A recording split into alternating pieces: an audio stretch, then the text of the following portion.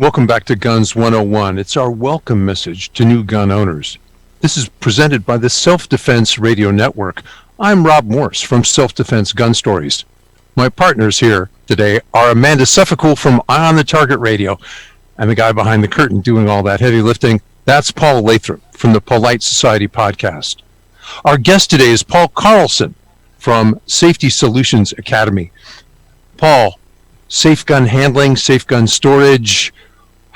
Wow. I just brought home this wonderful box I'm very proud of. How do I make sure it's a safe addition to my family? You know, Rob, it's a great question. And when it comes to responsible gun handling, it is absolutely critical that people pay attention to it and make it a part of their lives, or else that tool they brought home to make their family safer could actually become a threat to their family. And so I look at responsible gun handling on a three-pronged method, if you will. The first thing is we need to make sure that we know and understand the rules of responsible gun handling. Second, we need to make sure that we follow those rules each and every time we interact with guns. And third, we need to make sure that we responsibly store and stage those firearms when they're not in our direct control. So let's go ahead and dive in, if you will, to the idea of responsible gun handling and those rules as to what they are. I've got a Springfield Hellcat here. I've been doing some work, taking some photos for an article today. And this Springfield Hellcat is a typical semi-automatic handgun that somebody might purchase as their first handgun. And you'll notice immediately when I picked it up, my finger is someplace other than the trigger. And this is one of the most important things that we can think about when it comes to responsible gun handling. We have to know and understand that it's almost always a finger that makes the gun fire. So if our finger is someplace other than the trigger, the gun isn't very likely to fire.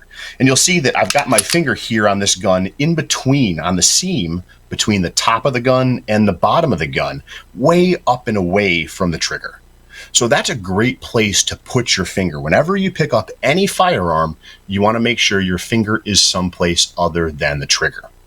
We also want to make sure that we keep the muzzle pointed in a relatively safe direction. You know, the muzzle is the place where the projectile, the hot gases, all the noise is going to come out of. And if it's pointed at something that you care about, something that has value to you or another innocent person, well, that could be a catastrophic incident if the gun were to fire. So we want to make sure we keep the muzzle pointed in a relatively safe direction whenever possible.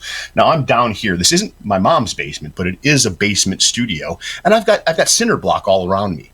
I have safe directions just about anywhere I point this gun, as long as I'm pointing straight forward or down at the ground, right? Some folks might not have the luxury of being able to work with their firearm down in a place like this in a basement. You can create a place that's safe for you to point your firearm.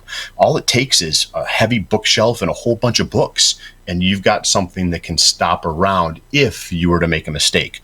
If you don't have that, head to the big box store, grab a bag of sand in one of those 5-gallon buckets, and now you've got a place where you can point your firearm when you need to handle it administratively, load it, unload it, put it into your holster, all of those kinds of things.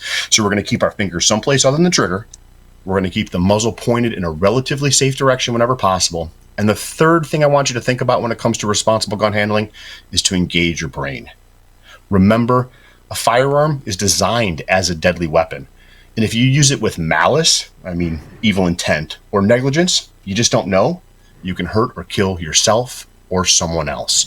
So it comes down to a couple of things when I talk about engaging your brain. If you don't know what to do, don't do anything. This firearm is an inanimate object. It's not going to act on its own. So if you don't know what to do, don't do anything until you can get the help from someone that does.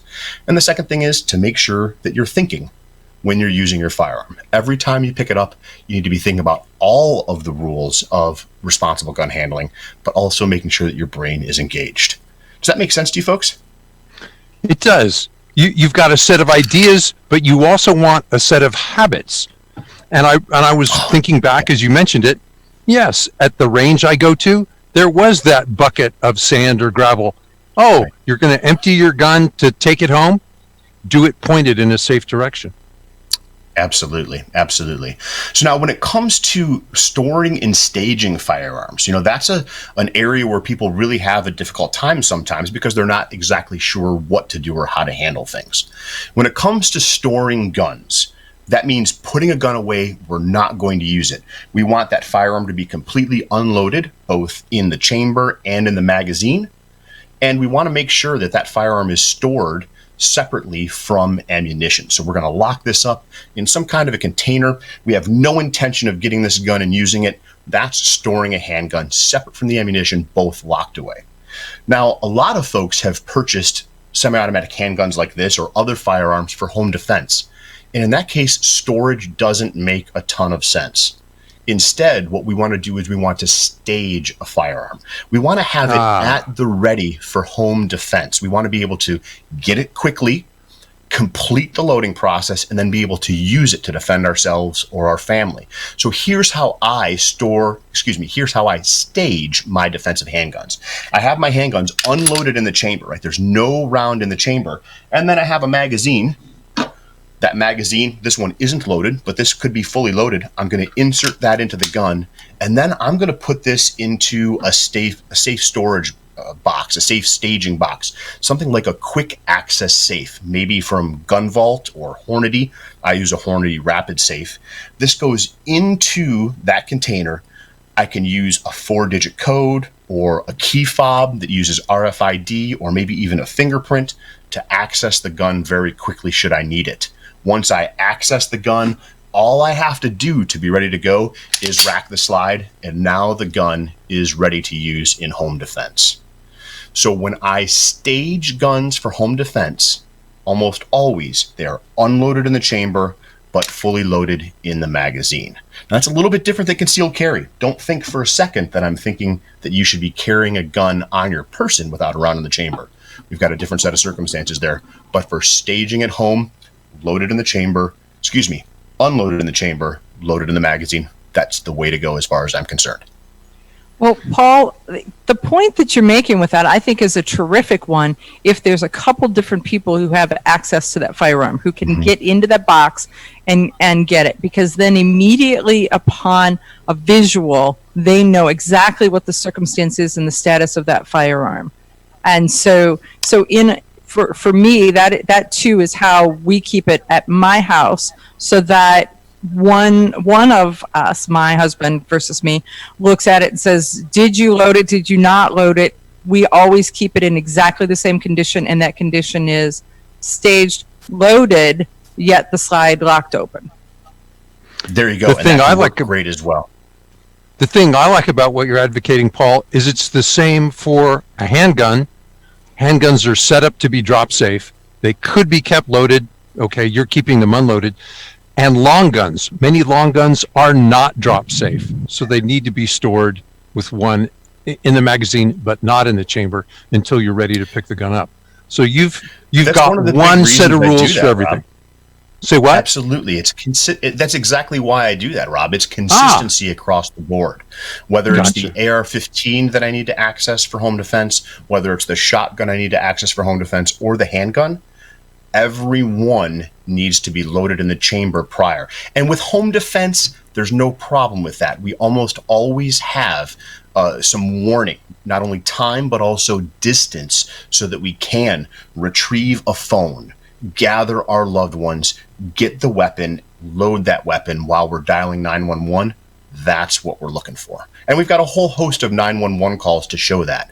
911 calls that say, I've got my kids, we're here in the bedroom, I've got my gun, someone's trying to break in the front door. That's the situation that we're dealing with here, is we've got that little bit of time, and it makes sense to go with what would be called a cruiser-ready mode. Okay, that's pretty cool. So this is Paul Carlson from SafetySolutionsAcademy.com. If you're an Ohio-based person, Ohio, Pennsylvania, that area, you may want to look him up, because he is your destination for defensive firearm training and personal security education. I really like that part of the line. But we're doing these segments for the beginning shooter. There's a bunch of them. Paul's going to be featured in a couple. So be sure to look him up. And then look up Rob Morris at sdrn.us. You'll find self-defense gun stories and a whole lot more.